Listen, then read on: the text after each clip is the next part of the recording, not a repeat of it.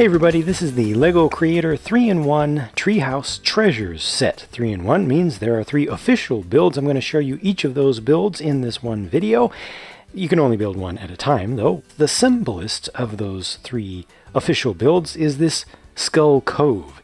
It uses the fewest pieces, and it's very straightforward. There are no real secrets here, beyond the fact that there are actual gems in the eyes of the skull up there. Everything else is pretty much visible as soon as you look at it. That represents the X marks the spot where a treasure is supposed to be found, but you don't even have to dig for it. It's just in the little underpass kind of that's created from a couple of trees there. Looks like it's been boarded up on one side, and it's really pretty straightforward. It's very close to the shore somewhere, and you just get to the treasure, which is readily accessible once you get to the place. And in the treasure chest you will find a little assortment of items. Pretty cool stuff for kids to find.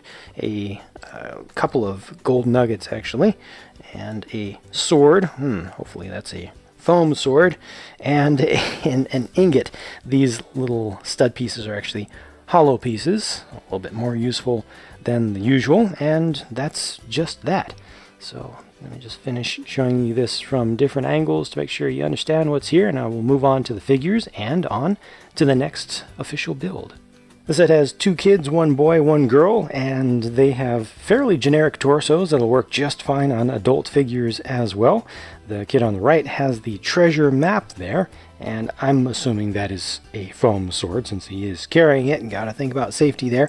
But the girl has the telescope, and she's also bringing along a teddy bear. Now, I think that the teddy bear should actually be part of the treasure that would be found. That's just my personal opinion. They do not include a hairpiece for the boy, so he's always going to be wearing the pirate hat. It's nice that it includes the little feather coming off the side there, and beneath this hair, no alternate face, but a little bit more of the torso print to see.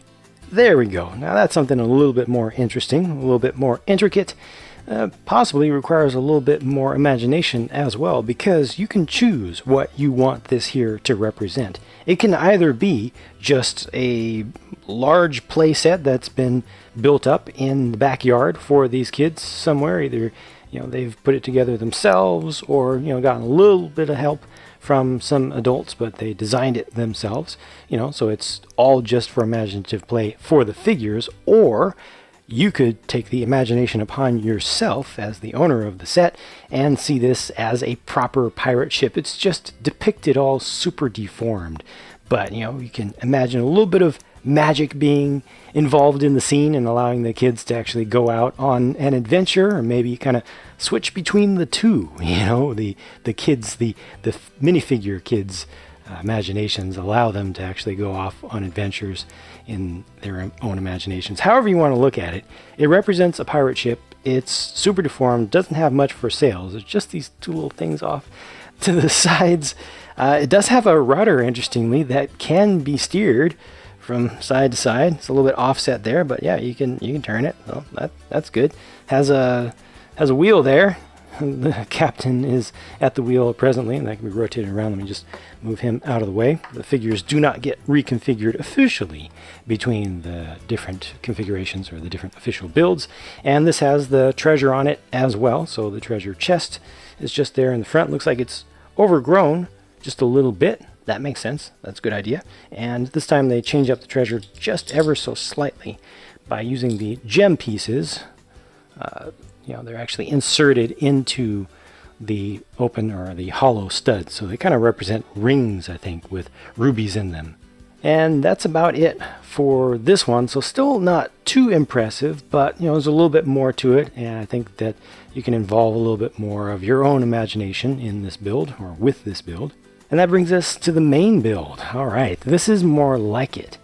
Sometimes in these Creator 3-in-1 sets, you get like a secondary build that's actually pretty good, and some people would consider it to be worthy of being the primary build. But this is one of the more common cases where the main build, the one that's featured on the front of the box, is, at least in my opinion, like way better than either of the other options. And the others definitely use far fewer pieces, so it's not a big surprise. This has the crow's nest up at the top, so you can put somebody up there on lookout. And this is a nice little upper part of the structure. I like the shaping, I like the colors. It has a little bit of classic charm to it, but is built pretty well. You can open up either side of the roof or both sides of the roof. You can also open up the windows here, see those as shutters if you want, and then you can also open the sides of the building, both sides. Inside of there is just a bed, a rather flat and simple bed, maybe just a blanket and a very small pillow or something. It's just two pieces of tile. They give you access to climb up to that second level with a ladder here, and that ladder can be pulled up. If you want privacy, you can just fold it up like that. You can also kind of fold it in this way. That's pretty cool. You can see that there's another bed down below that's built exactly the same. This scared me when I first saw it. I was like, why would they have kids having a plank walk that leads to some rocks down below? That's not cool. Well, this is actually supposed to be access and can kind of turn into a slide if you want. You just push that down. Okay, now that makes a lot more sense. You can run up there. Should have some handrails for safety. But I think it's mostly going to be used as a slide, and then there's the tire swing next to it. So that's actually all good. I really appreciate these printed pieces for the wood grain designs. Before we get all the way down to the ground, though, I do want to finish up here. You still have a little place to use your imagination and go out on an adventure in your mind, you know, with the captain's helm position there with the wheel. You can just spin about. And I like how they put the teddy bear out as the figurehead beneath the bowsprit here. So you can angle that a little bit differently. You can kind of bring it up a little bit if you want to see that a little bit more from the ground, bring it down. But that's pretty much it for the upper build, and that brings us down to the ground itself.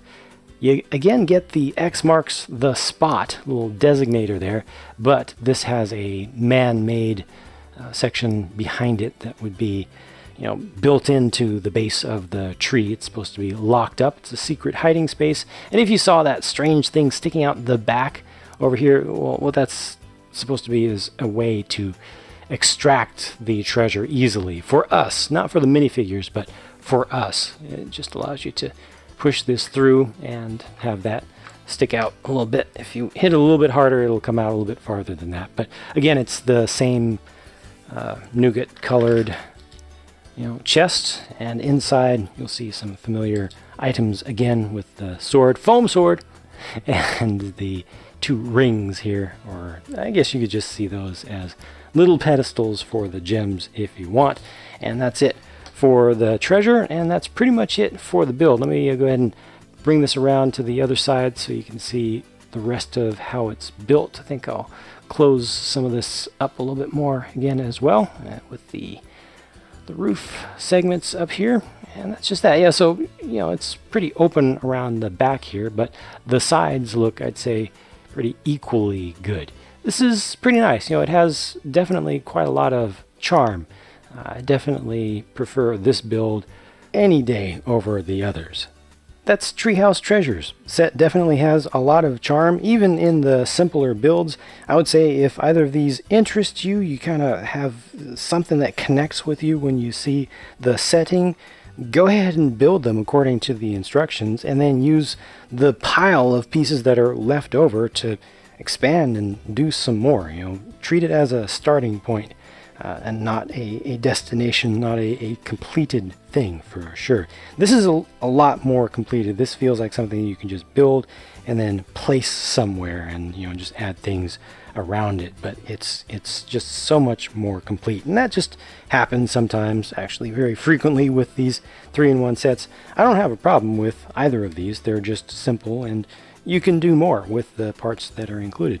I feel like the value here is actually pretty good when you look at the complete full version, the volume of stuff that you get. I'm not sure about the price to part ratios and all, but at least in the US, it feels like, you know, this is appropriately priced for the size of the finished build.